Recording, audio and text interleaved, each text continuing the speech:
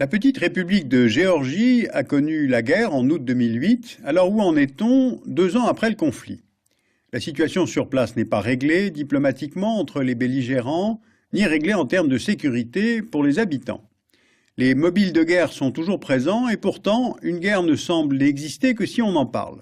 Voilà donc quelques nouvelles de la Géorgie, en s'appuyant sur la géographie, l'histoire et l'analyse de la trêve actuelle. Le premier élément à prendre en compte, c'est la géographie.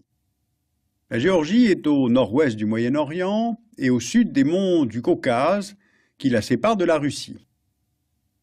Elle est voisine de la Turquie, de l'Arménie, de l'Azerbaïdjan et bien sûr de la Russie par une frontière avec la Tchétchénie, ce qui n'est pas sans importance. C'est un pays dont la forme physique donne un petit peu l'impression d'être un pont entre l'Europe et l'Asie, entre mer Noire et mer Caspienne. Une telle géographie a une conséquence. Cette situation favorise passage et brassage des peuples. En Géorgie vit le peuple géorgien, mais aussi des Arméniens, des Russes, des Grecs, des Azéris, des Tchétchènes, et des peuples que l'on connaît moins, des Abkhazes et des Ossètes. L'histoire vient confirmer que ce territoire est un lieu d'invasion. On peut retenir quelques étapes. Chrétienne, dès le IVe siècle après Jésus-Christ, la Géorgie connaît l'influence des Byzantins et des Perses sassanides avant d'être conquise au 7e siècle par les armées arabes. Unifié par la dynastie des Bagratides, le royaume géorgien est ensuite écrasé par les armées mongoles de Tamerlan à la fin du XIVe siècle. Le territoire géorgien devient ensuite le théâtre, dès le XVIe siècle, de la rivalité entre l'empire des Perses, séfévides, et celui des Turcs ottomans, avant d'être face, fin XVIIIe, à un autre impérialisme naissant, majeur, venant du nord, celui de la Russie. Or, royaume chrétien, la Géorgie fait appel justement à la Russie pour se protéger des Perses. Moscou, qui se voit comme la troisième Rome, fait de la Géorgie un protectorat avant d'en décider unilatéralement l'annexion en 1801. Le pays est ainsi progressivement soumis et russifié. En 1918, profitant de la fin de l'Empire ottoman et du chaos post-révolutionnaire en Russie, la Géorgie devient indépendante en se dotant d'un gouvernement menchevique. Mais en 1921, les armées bolcheviques mettent un terme à la Géorgie social-démocrate et proclament la République socialiste soviétique de Géorgie en février 1921. L'élite géorgienne est décimée lors de la période des purges staliniennes. D'ailleurs, pour mémoire, je vous rappelle que Staline était lui-même géorgien, et il va, comme d'ailleurs souvent en Russie, utiliser cette fragmentation des peuples vivant en Géorgie pour façonner autant de divisions administratives. Ce qui se traduit dans la géographie politique du pays et entraîne des conséquences dont on ressent encore les effets directement aujourd'hui. Sous Staline, le territoire des Abkhazes, l'une des plus anciennes populations du Caucase, devient république autonome de l'Abkhazie. De même, les Ossètes, peuples vivant de part et d'autre de la chaîne du Caucase, sont séparés en 2 entités politiques. Une Ossétie du Nord, en Russie, et une Ossétie du Sud, en Géorgie.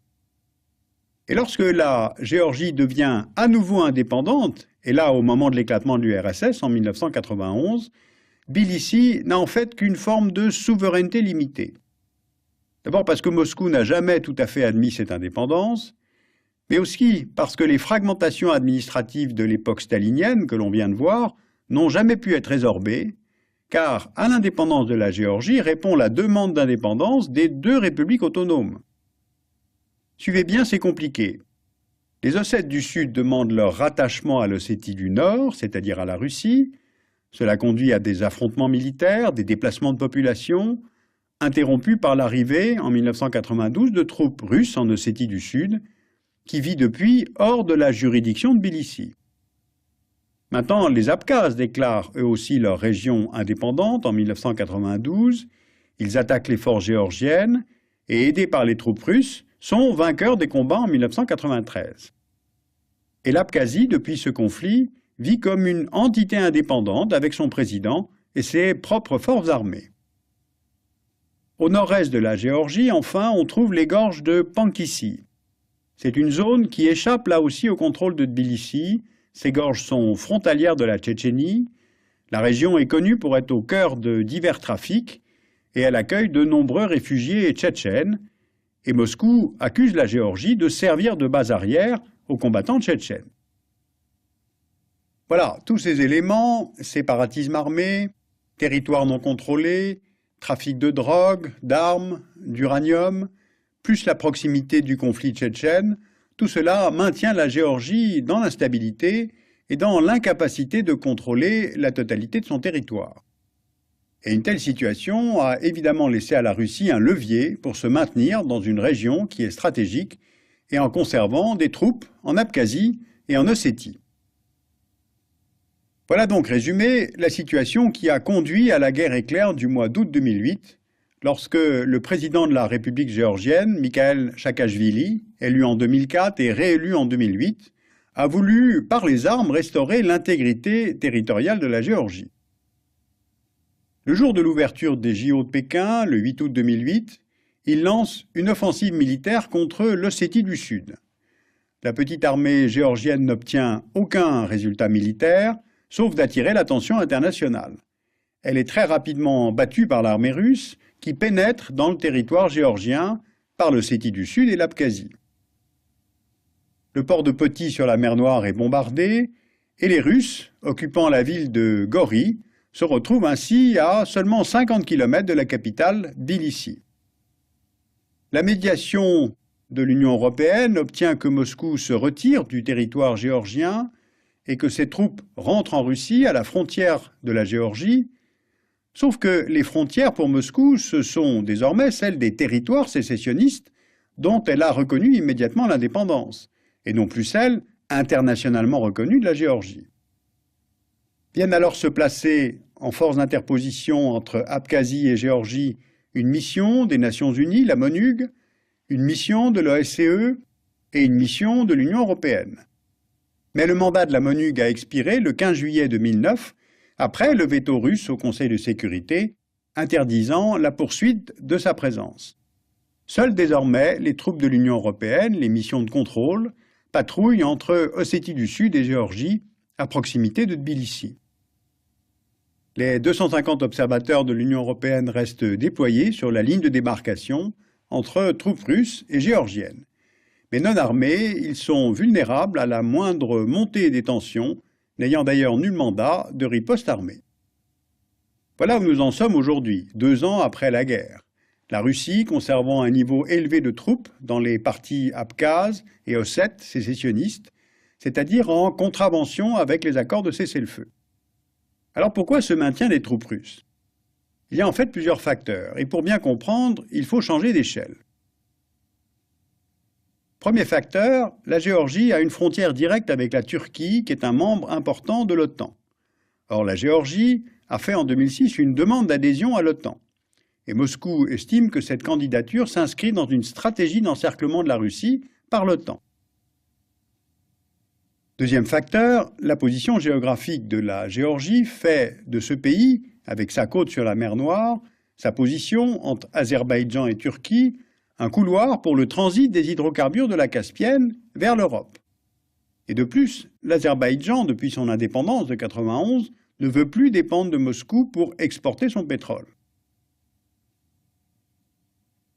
Donc depuis 1999, ce pays utilise l'oléoduc Bakou-Tbilissi-Soupsa, et depuis 2006, l'oléoduc Bakou-Tbilissi-Ceyhan, appelé le BTC, et qui permet d'exporter une plus grande quantité de pétrole azéri directement vers la Méditerranée. Un gazoduc a été également ouvert en 2007 entre Bakou et Erzurum via la Géorgie pour exporter le gaz du Turkménistan. Donc la carte nous permet de constater que ces réseaux contournent le territoire de la Russie.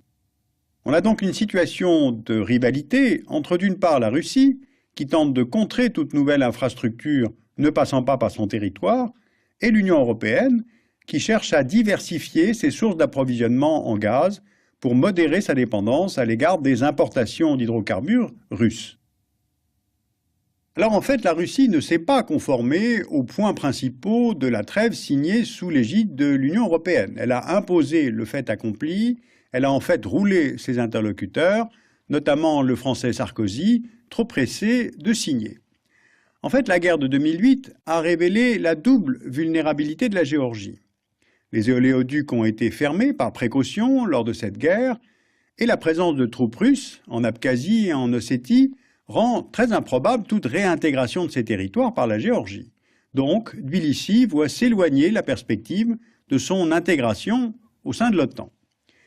La Russie a pu montrer qu'elle pouvait lancer son armée contre un État souverain, en redessiner les frontières unilatéralement, sans encourir de sanctions notables de la part des pays de l'OTAN, et afficher une victoire militaire rapide contre un pays petit, mais tout de même armé et entraîné par les États-Unis. Alors le message est triple. Revanche sur l'indépendance du Kosovo, dont Moscou ne voulait pas. Aux Occidentaux, faire oublier l'impuissance qui a été la sienne face aux élargissements successifs de l'OTAN. Et à l'Ukraine, bien lui indiquer ses risques et sa marge de manœuvre. Alors vous pouvez lire Guerre et paix au Caucase aux éditions du Non-Lieu. Vous pouvez aussi lire l'Atlas géopolitique du Caucase aux éditions Autrement. Et puis la très bonne revue Questions internationales à la documentation française consacre un numéro à cet espace de convoitise.